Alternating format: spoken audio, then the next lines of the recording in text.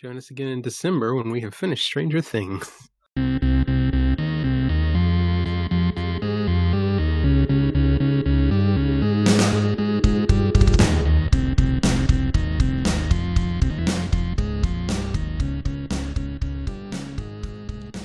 Hello, family and friends.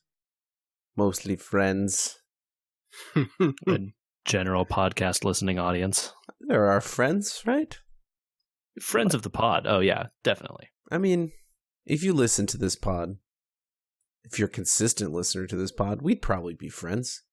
You're in the circle of trust. Ooh, I don't. The pod circle of trust.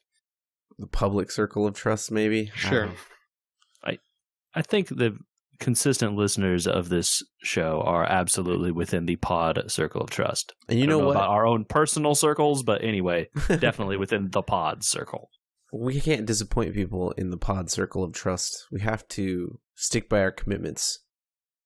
That's right. So on episode 168 of We Were Gamers, we're going to stick to our commitment to talk about Stranger Things.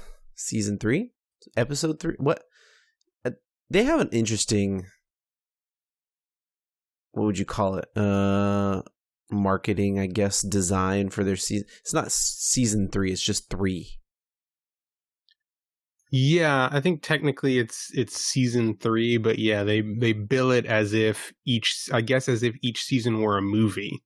Like a sequel to it. And wow, that is a great statement. Let's come back to that, and I have stuff to say. A little warning up front. I like that in general we have a family friendly podcast, because it's hard out there sometimes to listen to stuff around your kids. We get it. We try. Stranger Things is a horror show. There are certainly some non-family friendly elements in this season in particular. Yes, yeah. I was just gonna kind of say it's gonna be too hard to talk about the show and keep it perfectly young kid friendly, because it's a tough one this time around. They let those kids grow up, and they let grown up things happen to those kids.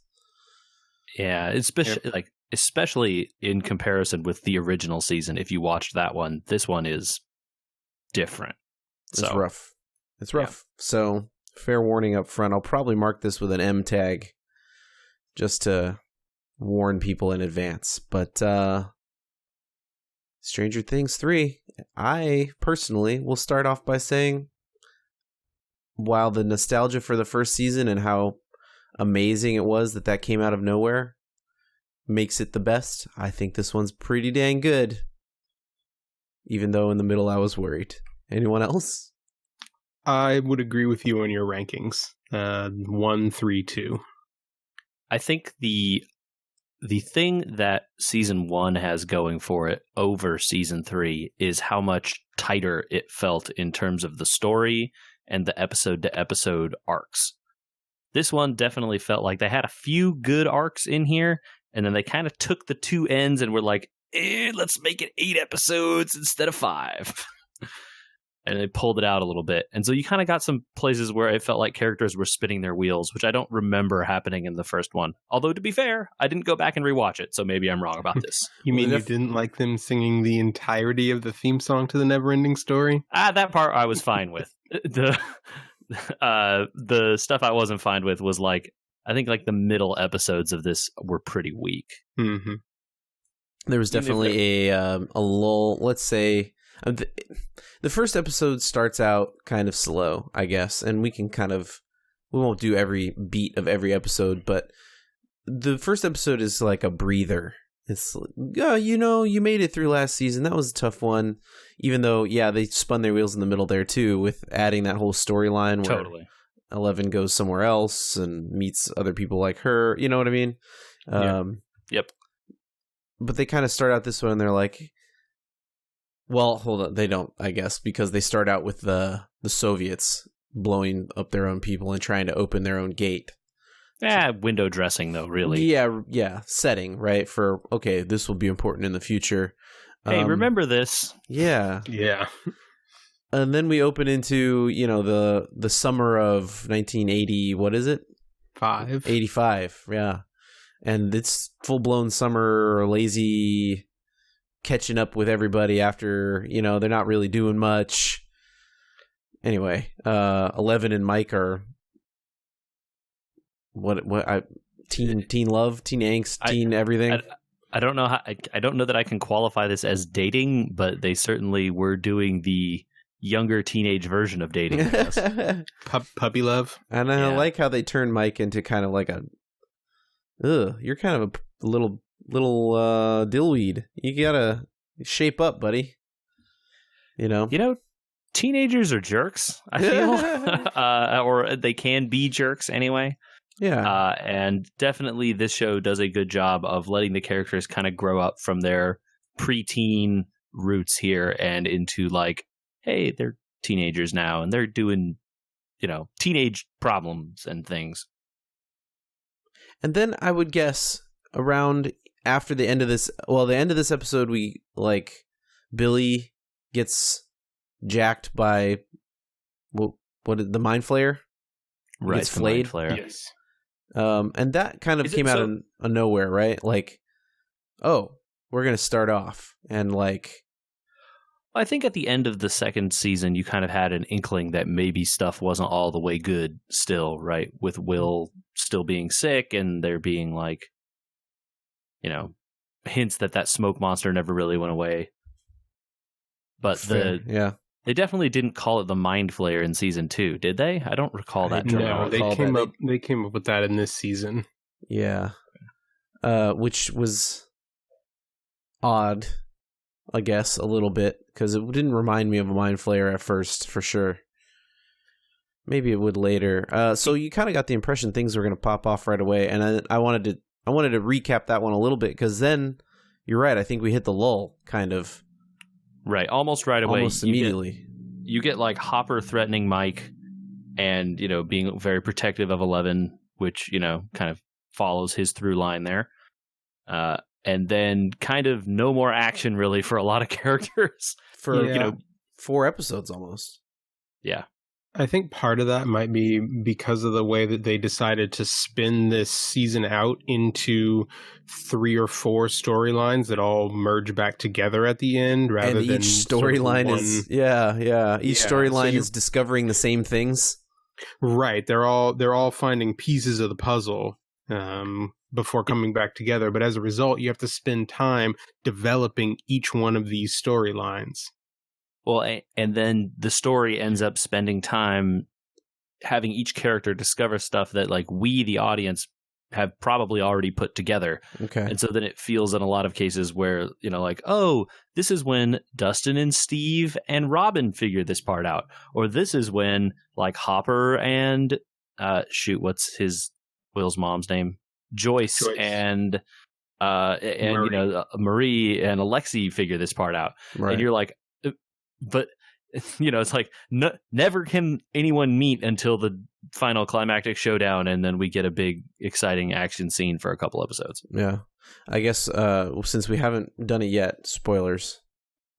Don't listen any further at this point. We haven't done any yet, really, but spoilers.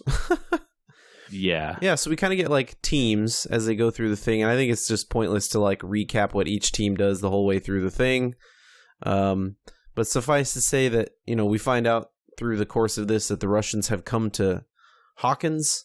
They've snuck in thousands of people underneath the Starcourt somehow. The Starcourt Mall, which appeared within the space of one season, and a giant mall which was erected in, I guess, a year or something. They don't make it clear exactly how much time has passed.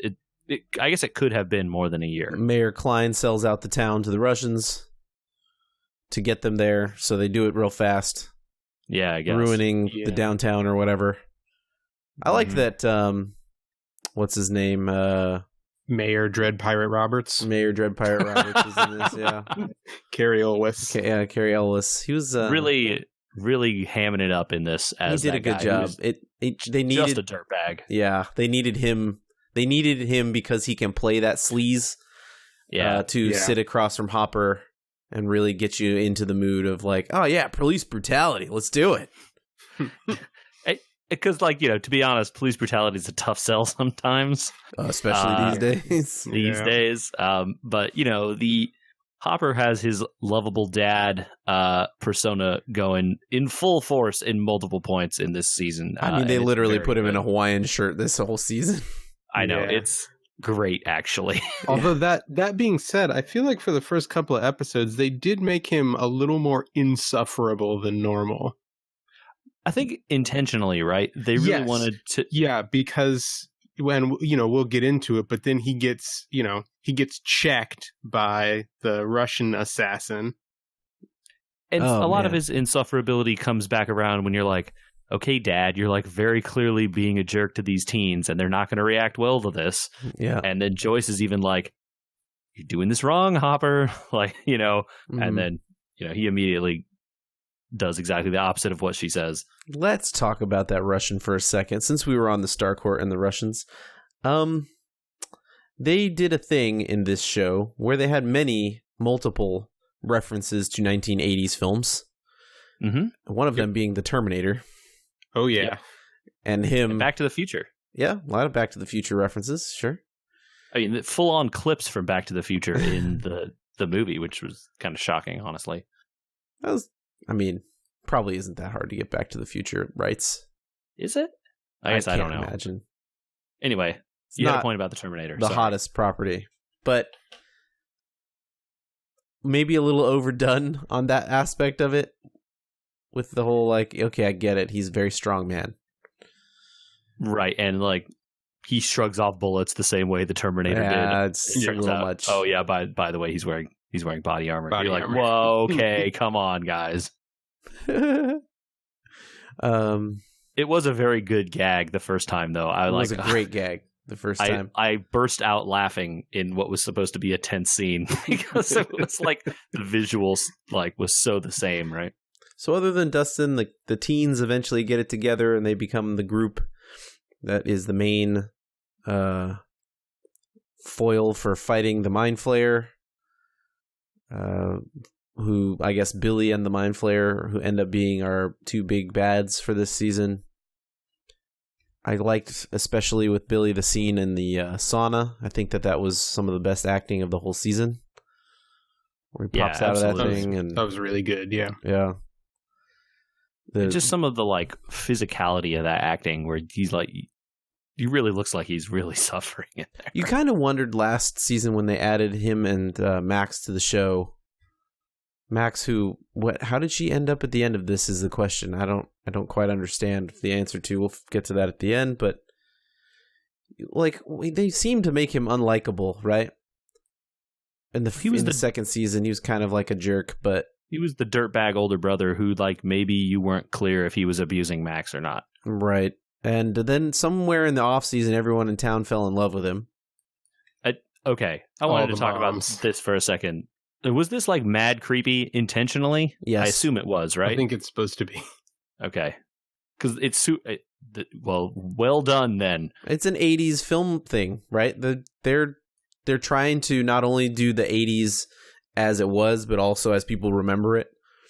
And there was a weird thing in a lot. Go watch those movies. There's a weird thing with teens and moms going on there. A lot of Oedipus stuff. Okay, I guess, as thoroughly debunked as Freud has been, he's still popular in the movies. He was then, I guess. I don't know. Yeah. Okay. I didn't find it out of place for an 80s film, right? I was like, oh, yeah, okay. I'm just double checking that I'm seeing stuff that everyone else is also seeing. Right, yeah. That there were a couple scenes in the beginning where it's it was really creepy. Who could possibly believe that Mike's mom is going to do this? No one, right? Yeah. And obviously she doesn't, right? No one would believe it if she did. Yeah. So that's why I was so they kind of left it ambiguous for part of it there. And you were there's no possible way she actually did that, right? That would just be terrible, right, to do to her character. Right. So anyway. So the Russians have built a gigantic complex under the Star Court. Our new, maybe favorite character, Alexi. No, well, right? oh wait, hold on. We have to get to because they don't get Alexi. No, he's way later. Wait until Not yet. right.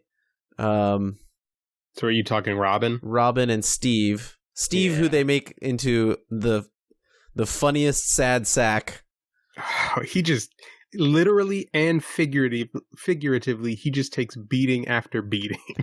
You really got to feel bad for Steve. He did the thing that people in the 80s, like the opposite trajectory that 80s movies would have had him on, right? He was the popular guy in high school. He played sports. He definitely was going to do great in life.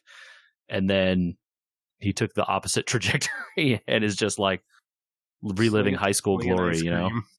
Yeah, and he knows. Oh, he already knows though that he's messed up, right? Right. Yeah. And so we get to meet him and Robin, the most popular costumes at Comic-Con. Robin's sign being the most popular Stranger Things meme now. What's that? That episode where she's like holding up the sign that says like you something and then you suck. In the other column, there's a bunch of tally marks. Oh, right. Yeah. Oh, yeah. Yeah. Where she can just, that sign has been photoshopped to everything at this point. She just has a great look on her face when she does it. Yeah. Well, her whole character is great. The actress did a great job. I guess shout out to Maya Hawke. I don't know what she's been in before this. I want to say that she is related to someone. She's Ethan Hawke's daughter. Well, there we go. There you go. No kidding. Really? Yeah. Uma Thurman and Ethan Hawke's daughter. Well, that sure makes a lot of sense. Mm-hmm. She looks like Uma Thurman. A little bit. I wouldn't have pegged her as Uma Thurman's daughter just off the top of my head. I also would not have done that, but yes. Well, I just read that on the internet. A born actor. Yeah, she did great. She did great. Easily my favorite addition to the cast. Maybe second favorite. I don't know. She's very good. Okay. My guess is you mean Lucas's sister as your favorite? Yeah, Lucas's sister is very good. She's not in it the whole way though, which is the only problem. No, that's true. Yeah, that's true. Thankfully, because she would be too much if super child endangerment at a certain point. Yeah, Operation Child Endangerment. Yeah, she even says right. Right. Yeah. So we've got that crew. Dustin comes back from his camp, and we get some great moments with him and Steve. It's a cool, weird friendship that they have. Did you guys believe Susie was real? I did. Yes. Okay. I totally did not. I was pretty sure he was making it up the whole time. Okay. I think they wouldn't have kept had all the characters hitting the joke so hard about her being fake if she was actually going to be fake. Chekhov's radio tower, dude. Okay, metagaming it here, you guys. They had to use the radio tower for something. Yeah, fair. Yep. So that's the crew Chekhov's radio tower. Sorry, that's so funny. I'm just using that from now on for everything. Like, oh yeah, look, they're not that subtle about the plot in this thing, so I could totally understand. Time in on that quote, because you're right, and you can see a lot of stuff coming, including some stuff at the end, and it's still enjoyable, I think. Oh yeah, for sure. The whole way, you're like, okay, well, this is what's going to happen next, clearly, and this is what's going to happen next, clearly, and it was still great. I think a lot of credit should be given to, I don't know how they write these episodes or they divide that duty up, or if there's a room or individual directors or whatever. A lot of credit should be given to whoever punches up all the dialogue in all of these scenes, because it's the thing that it's like each character gets their little quips and their little character traits and their little bits of development, even though you're pretty sure where this is all going to go. It's like Hopper and Joyce are just having this little heart-to-heart conversation, about Eleven and Mike and all this, and you really get Hopper hitting his stuff and Joyce hitting her stuff, and trying to be the mom that and the kind of the female presence that Hopper doesn't have really in his life, and it's so good.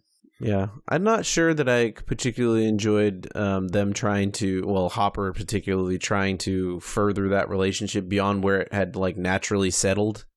Yeah.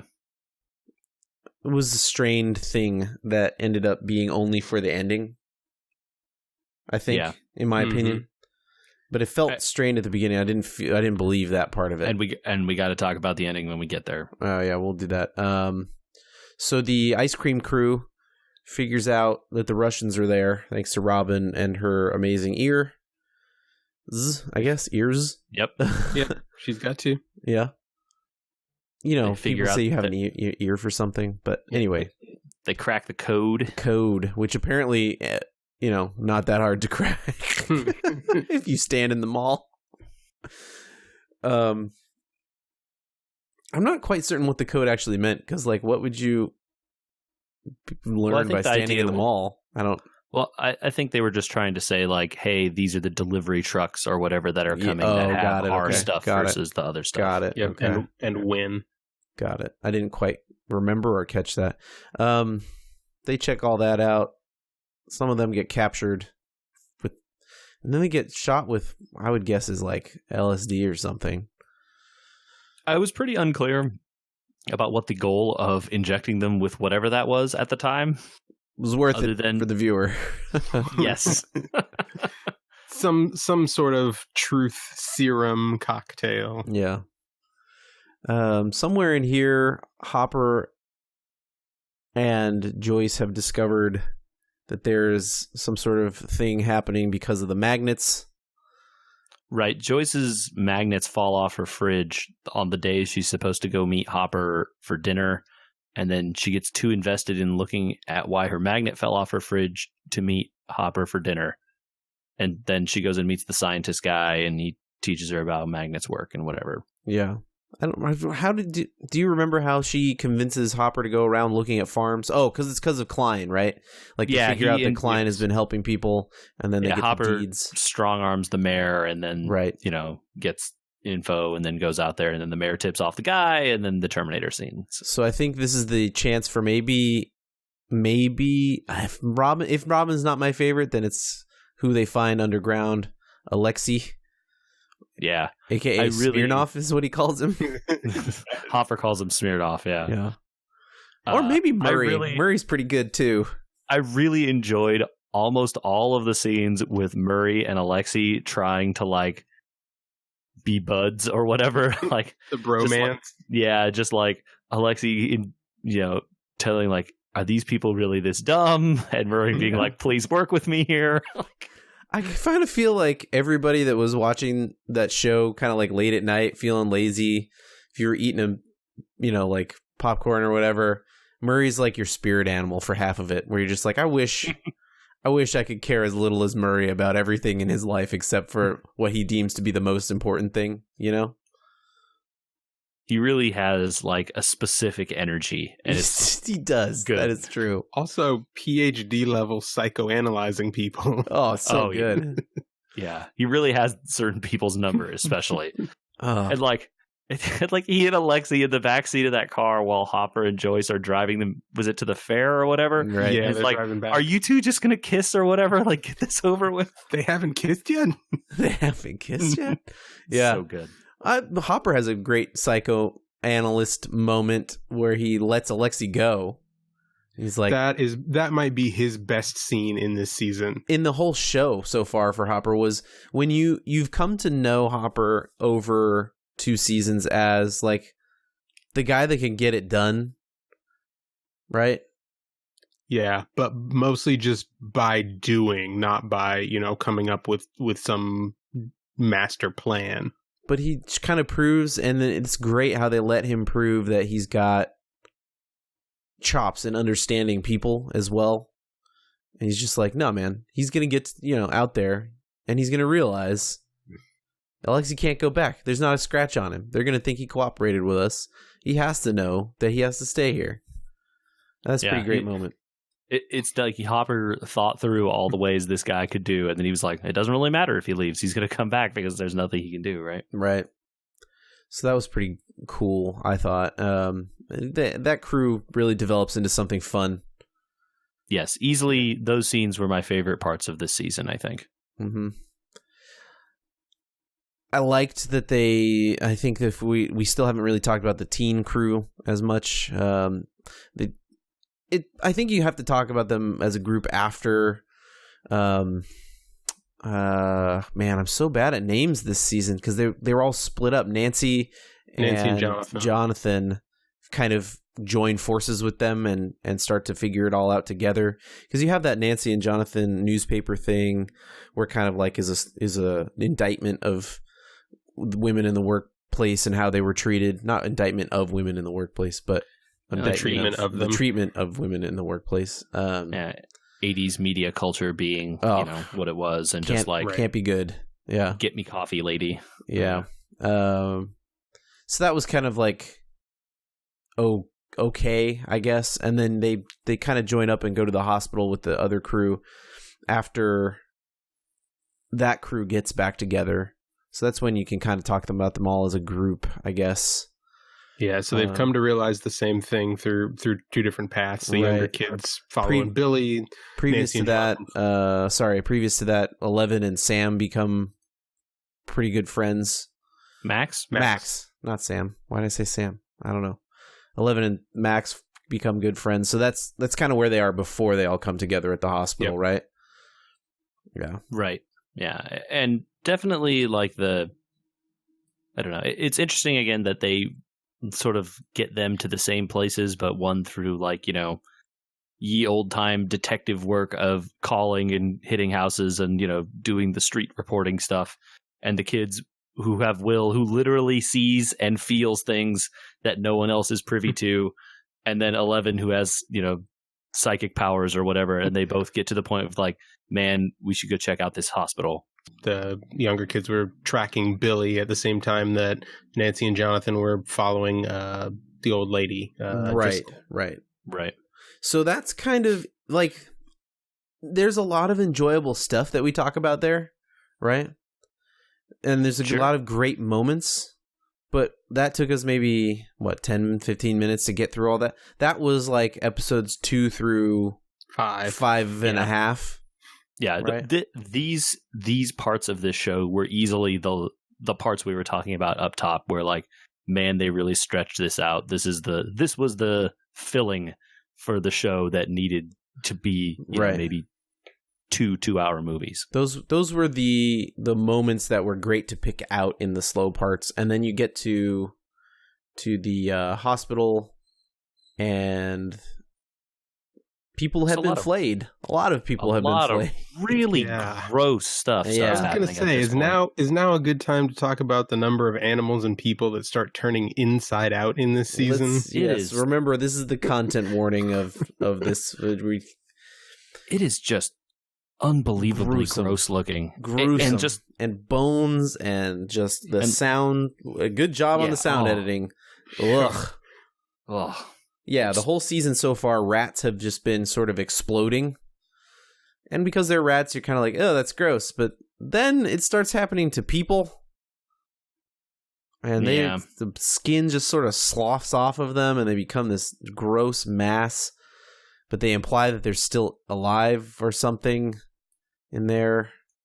Yeah, I wasn't real sure about that. That seemed kind of like a throwaway line that they didn't do anything with. Well, it seemed like, they were going to say that all the people that were flayed, they might could maybe be saved. And then by the end of this, it's just like, nope, the whole town of Hawkins has been wiped off the map. Yeah, I kind of... that was one of the dangling threads of this season that was kind of frustrating. When you see some, like, quite a large number of people in that basement at one point, like police officers and nurses and all these, various townsfolk and stuff, including like various people's parents, and like that you're like, if all these people just all of a sudden died, someone is going to notice. Yeah, what happened to, missing persons reports and stuff, Yeah, like 150 people die in random town, in the Midwest is not like gonna go unnoticed. Right. And season 1 they had a lot of like Hopper actually doing police work, and so you saw other police officers. And this one is just like Hopper has gone rogue, and then they don't have any other police or anybody doing anything. Yeah, you get like a call from them at one point being like, Sheriff, you're really like not doing your job, and then he just like ignores it. Yeah. That's a rough one. So the hospital, who wants to take this monstrosity on? The like gross flesh sludge entrails monster. That was Nancy's boss and the mean Gary Busey or Jake Busey. And part of Mrs. Driscoll, I guess. Yeah, probably. And like whatever. It is just hard to.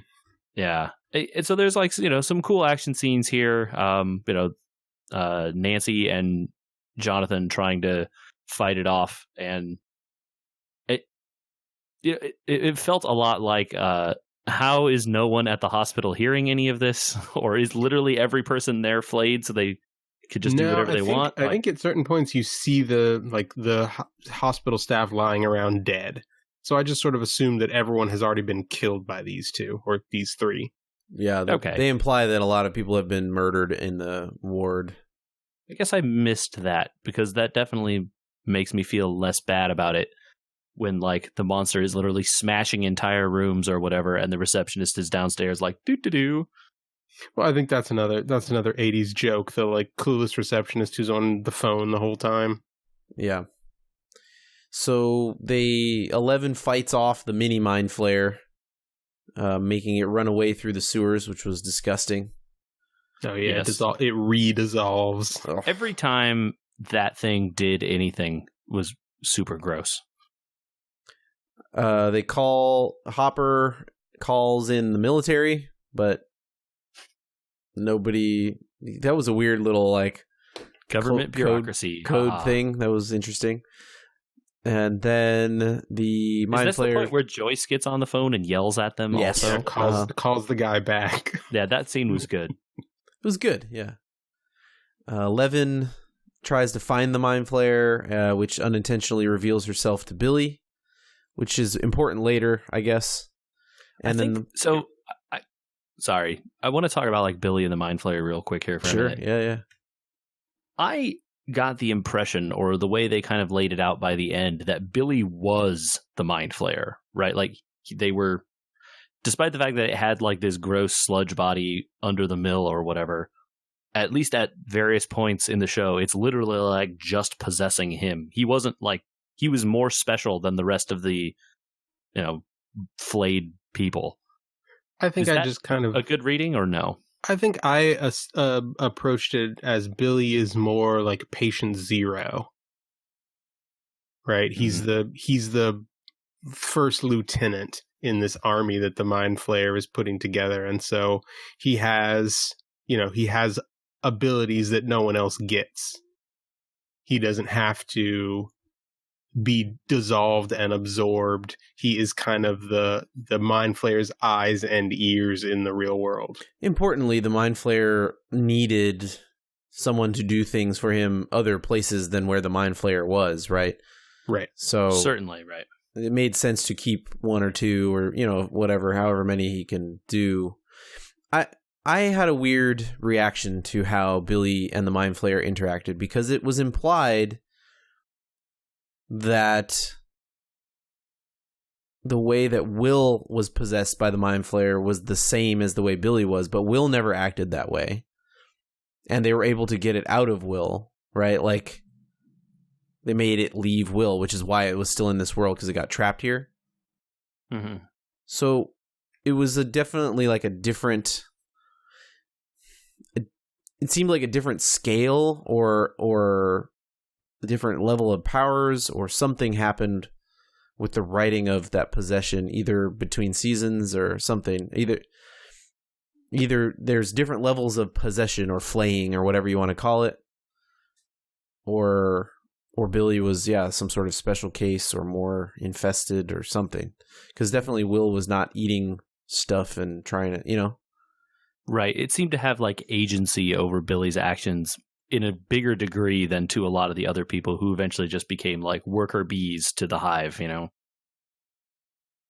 Yeah. It just, the whole thing was like I was constantly wondering to like what level was this the person versus well, it was pretty clear that it was generally the Mind Flayer, but then the person still had some level of agency somehow. I got really confused, like at some points, like who was in control here in some of these parts, right? Right. Yeah, especially with like Specifically with Billy. The other people seemed well, he sent more people clear. to their jobs and stuff to go be back in the community. So right. I don't know. Maybe it could have been a little more explained. I don't know. I don't know either. I think it's just kind of like an artifact of the way the thing works that it's confusing just in general. Yeah. And you know what? It's probably best that they didn't dwell on it. You end up getting mired in like, oh, okay, so this is exactly how it has to work in the future or whatever. Right. You want to leave it a little mysterious. That's some of the fun. Yeah. And so the Flayed all turn the basement into some sort of cesspool of whatever, and then become the Mind Flayer. And that is like 2 through 6. And then you're like, oh, okay, so stuff's going to pop off now. Right? Like, you wait 6 episodes basically to figure it all out.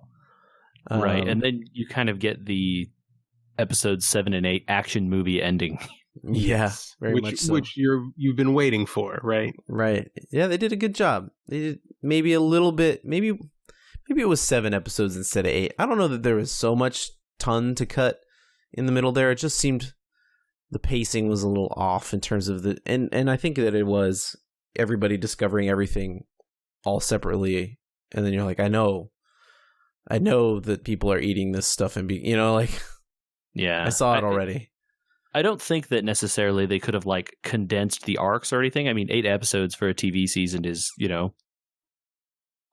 10 and 8 seem to be the number these days. Yep. For these kind of Netflixy 1 season per whatever shows. So I'm not really mad about that. It's just that I think I'm not mad about any of it, but I think the issue, right, is that they had these really awesome ending ideas and these like really great setups. And then the problem is that like they kind of spin their wheels for a bit in the middle, and then when everything kicks in and all the gears catch and everything's moving, then you're like, oh man, this is great. But yeah, it takes until episodes like 6, 7, and 8 before you get there. Well, they had to do a lot in the middle. I understand why it happened.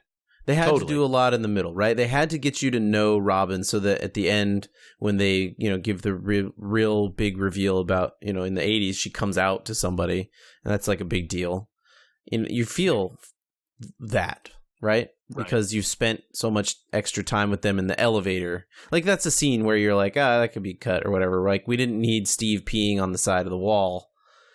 But, like, if there wasn't that stuff with Robin and Steve in the elevator, would it have been as impactful when they're in the bathroom later and she's just like, nobody? No, totally not, right? But I think it's tough. You could have had them go on some kind of different quest to learn right. different information as opposed to similar information, right? Yeah, there's definitely like a pacing and choices thing that happened, but overall good.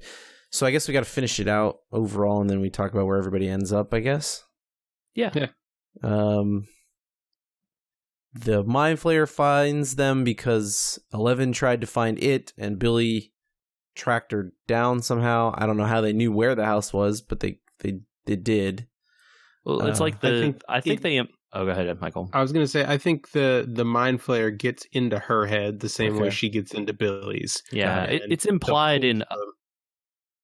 It's implied in the other seasons, I think, that mental spy thing is actually 2-way, but the other people generally don't have psychic powers or don't know about it, and obviously the Mind Flayer super does. Right. Yeah. Dustin's in big trouble. So after 11 gets wounded and they patch her up, they head over to the mall to try and get Dustin and Steve and Robin and remind me Lucas's sister's name again. Erica, yes, that's right. To try and help them out. It doesn't go so good.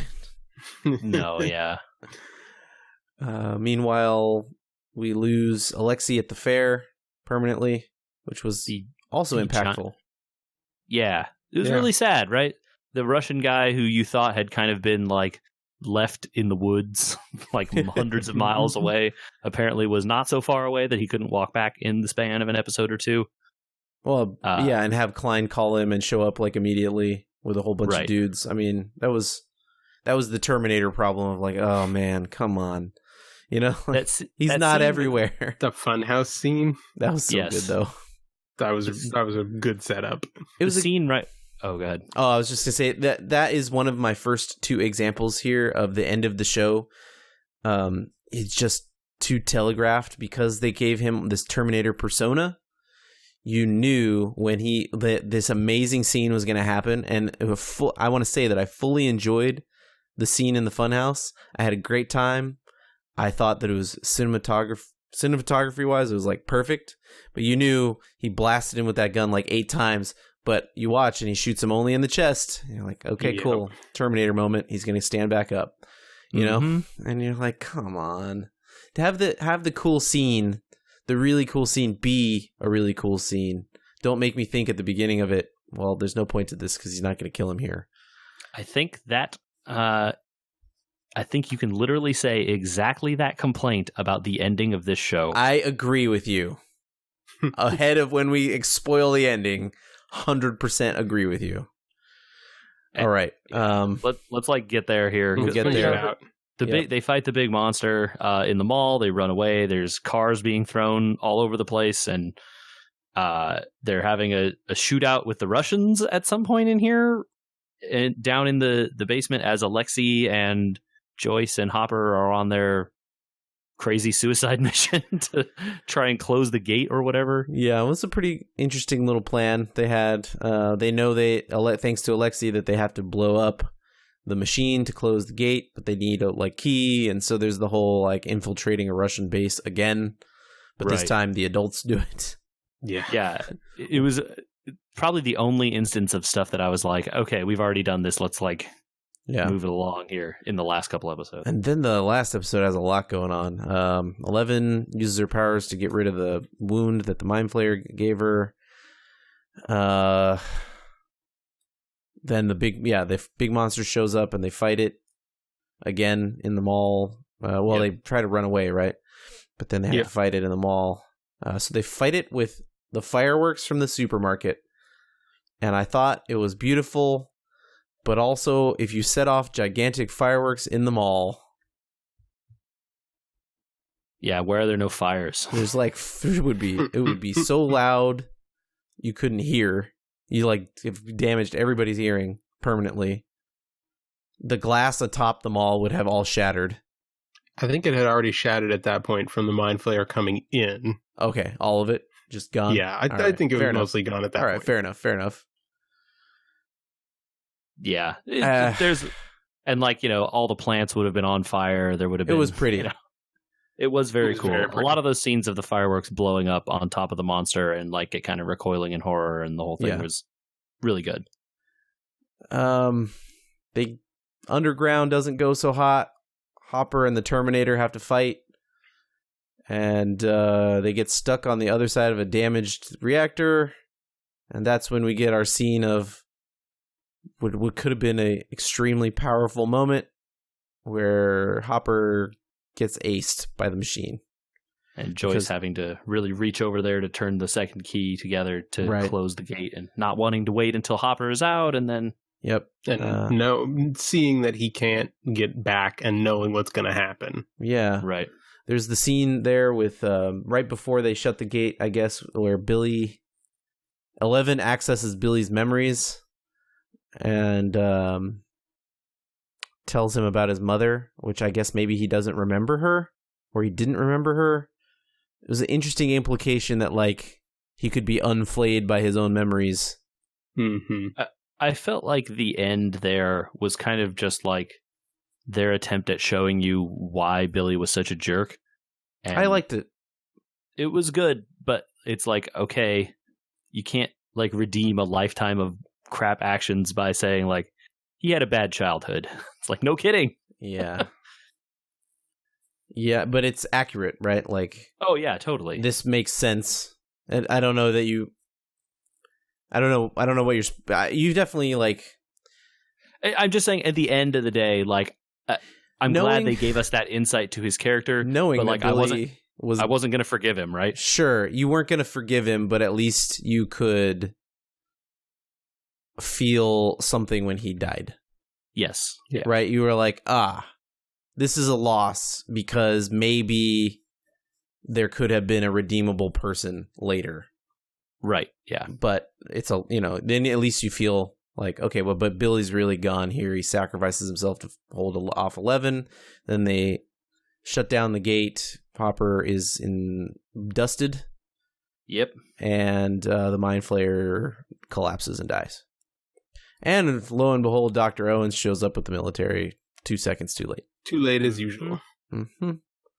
And then we get some really sad wrap-up moments here with 11 getting to read that letter that Hopper had written. Oh, well, yeah. Well, we gotta throw in there that there's a 3-month time jump there. Yes. And she reads the letter, and I think can we leave the letter for the end? Okay, I mean that scene was good, but the problem with can we leave the letter for a second and the whole what it's about? Okay, let's talk about everybody else here at the end. Oh, sure, yeah, yeah. Joyce is leaving as she was going to before Hopper disappeared, right? Because so she didn't want Joyce to leave town. Joyce, Will, and 11. Right, she's taking 11 with her, right? Are and moving. Is Jonathan and Nancy also moving? It wasn't clear to me. Jonathan is moving, and Nancy is not. Right? Okay. So, and then Max is alone. No, their parents they still live with their dad. Who? Isn't he? No, I've never seen their dad. Yes, you haven't ever seen him. Whoa, no. He was in season not 2. in this. No. Not in this season, though. You don't don't see see him him in ever. season 2? But he was in season 2. Where was he in season 2? I didn't see him one time. There's a scene with their dad where Billy's trying to go out for the night, and his dad stops him. Oh, yeah. He was in season 2, but okay, totally I do absent not from remember season that 3. at all. Yeah, so they live at home with their dad. Okay, got it. Clearly, the dad is just like all the way checked out on Billy, and just assumes he ran away. Or so interestingly, we don't find out anything. This is one of the problems with the ending. It's been 3 months. There's the sad Joyce is moving, and she's taking she's taking 11 and Will and Jonathan, and they make plans to see each other at Thanksgiving. So we know, okay, next season will start around then. But there's no what happened. Like, did the government cover? Are we supposed to assume the government covered it all up? You get that brief news story, right? And that is their recap. That's a tough one. That's a tough sell. Yeah, it's not. They leave stuff dangling. Like I said, there are some plot threads that kind of end up dangling at the end of this, and this absolutely what happens to Max is certainly one of them. Oh, it's a huge one, I think. And separating it. So the last-ish part of the show here is that earlier on in the show, Hopper decided he was going to try and give a big speech before he went off on Will, right? He was going to give them the big speech of this is what I feel, and these are the things that are in your future. On Mike. Yeah. Well, he was going to do that to both of them, right? He was going to give them both the speech like Joyce had suggested. Mike and 11. Mike and 11. Will. Sorry, I meant Mike. No worries. Sorry, I didn't mean Will. So he had that letter, I guess, somewhere that she found and gave it to Elle. And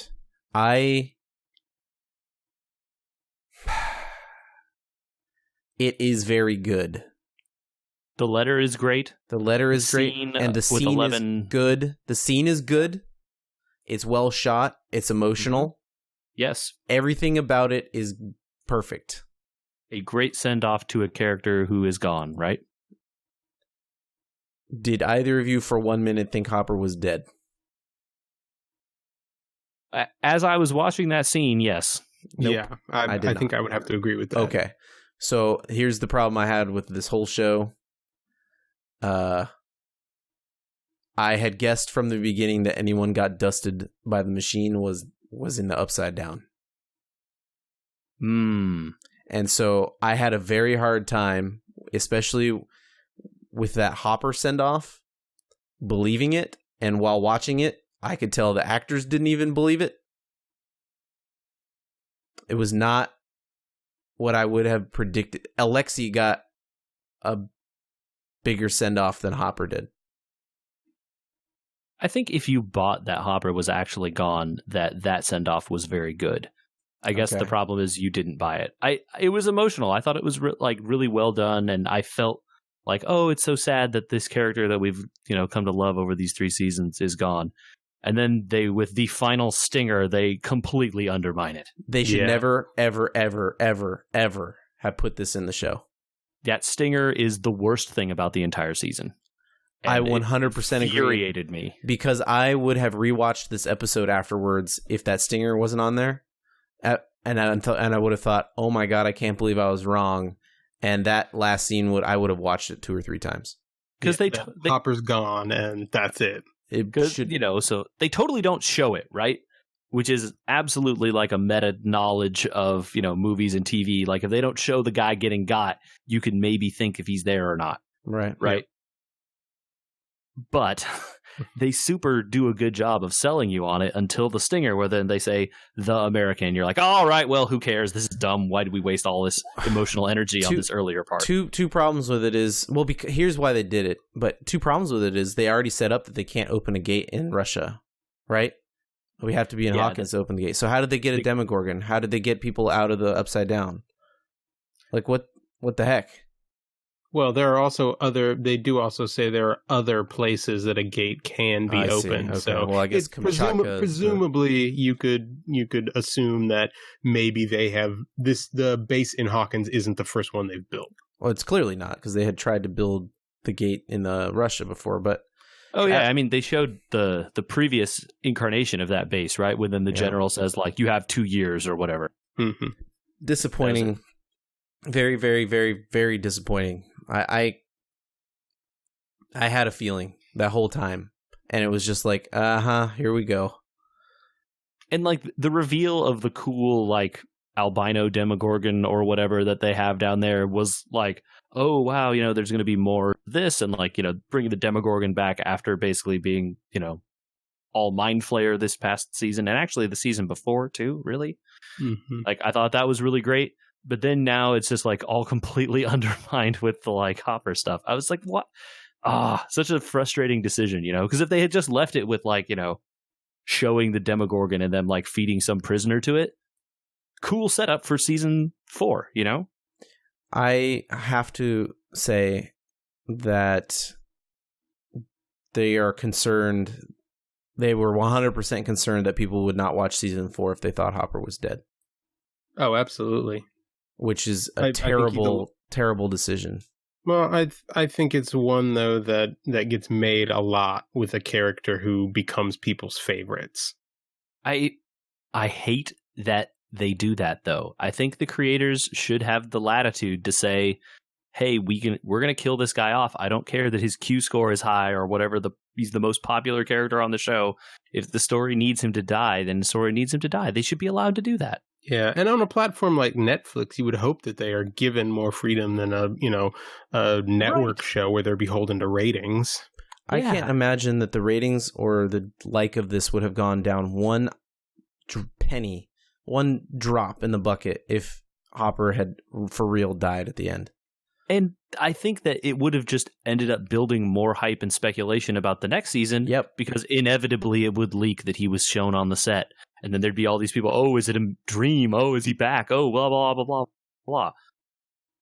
And now it's just and like, you have him show up every day on set in that stupid shirt, right? Until he gets onto a blocked out part of the set so nobody knows.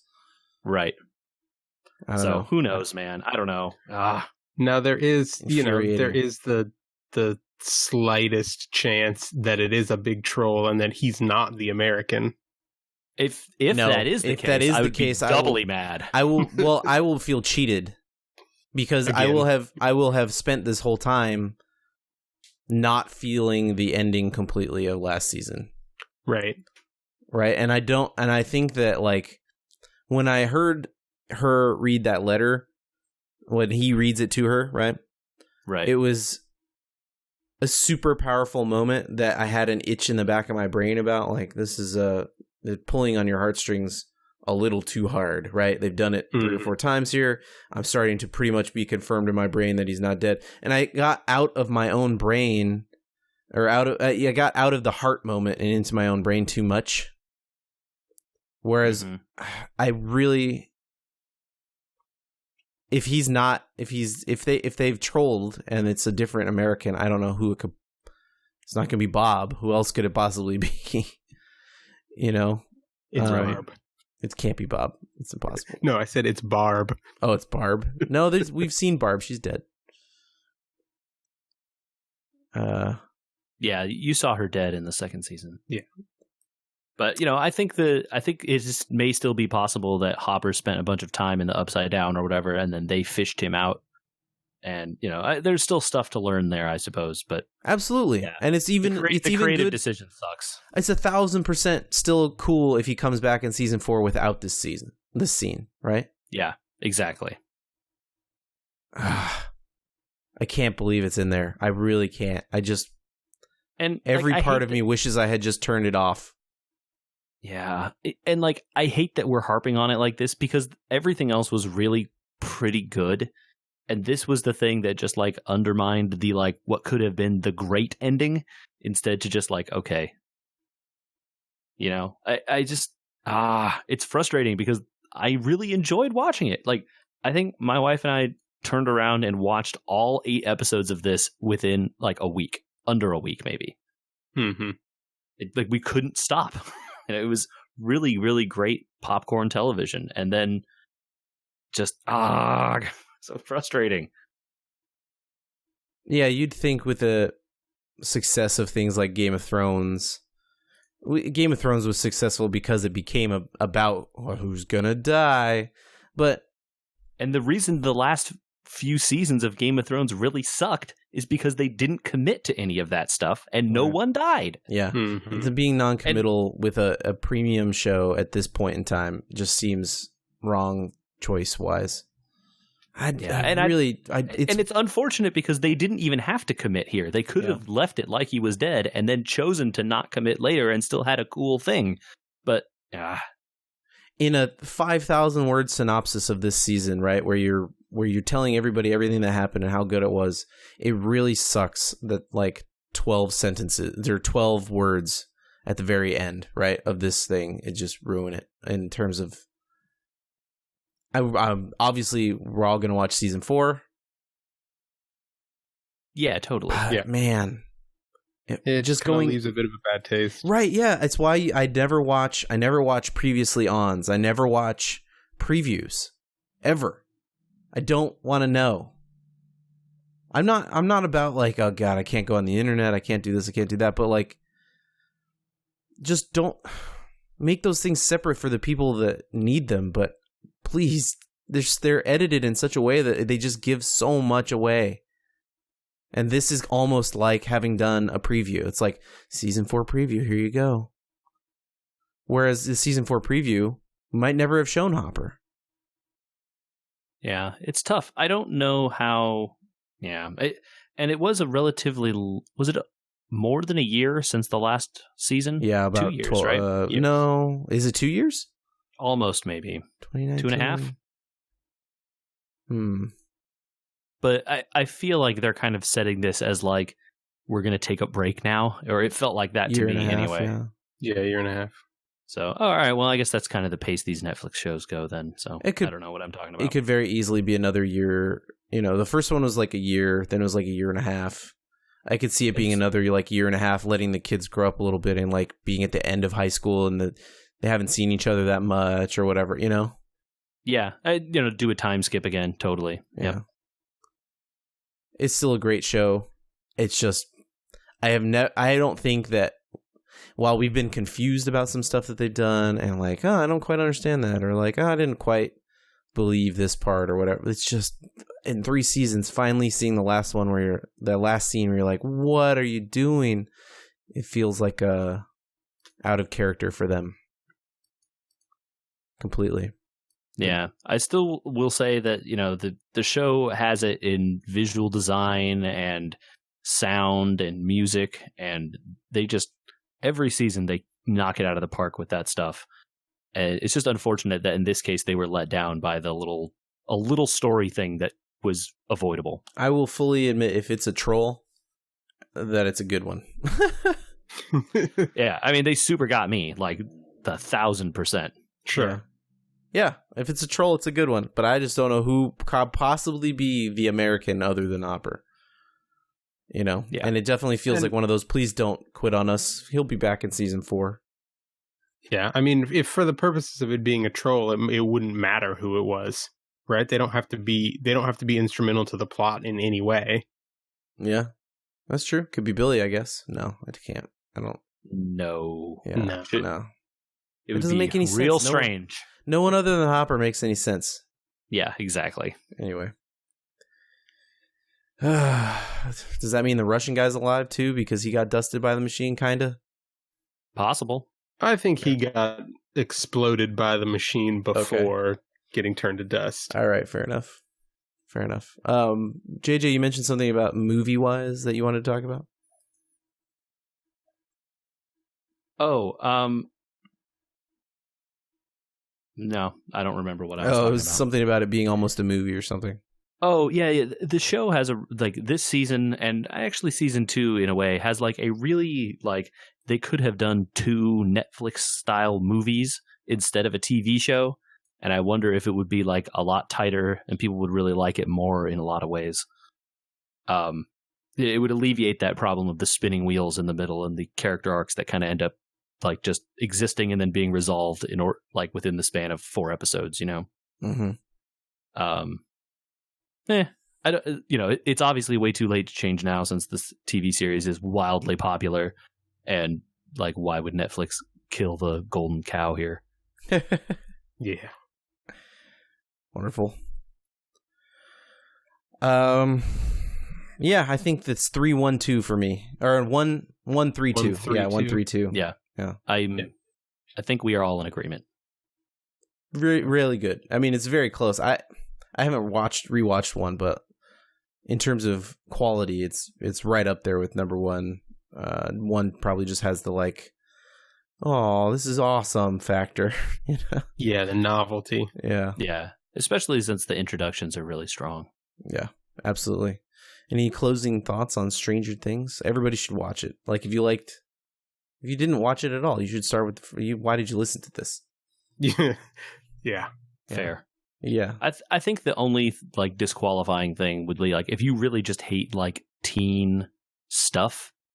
There's a lot of teenness specifically in this show. Sure. Then if you can't stand that for whatever reason, I guess don't watch this. But as evidenced by how popular it is, everyone should watch it. They used to have, what was it? Nancy do that kind of stuff, right? It was like Nancy was the teen angst with Steve. And then that kind of stuff disappeared really quick when they're like, people don't like Steve. We should make him cool. And then they made him too cool so they couldn't kill him. Well, I just mean the characters are aging in such a way that you're going to get more teen stuff before you get less, right? Yes. Huh. All right. Stranger Things season 3. That was awesome. I loved it. Yeah. Really can I go on record before we close out here and say that Lucas is now the worst character for his views on New Coke? No. Wow. No. You don't think Erica's burgeoning communism is the the thing to harp on? Do we have to pick our favorite and our least favorite characters here? Is that what we're doing? Nah. Yeah, all right. I think we have consensus on who our favorites were this season. Yeah. Yeah, Robin, Alexi, great additions. Sad, obviously, a little bit. Murray, weirdly stealing the show. A little. So good. Yeah. I think that without Murray doing, and this is just a weird aside, I guess, at the end, but without Murray doing the little escapades into the Russian base would have been kind of unbelievable and boring. Yeah. I think. Yeah. Personally. Yeah. Bald eagle. Bald eagle. Right.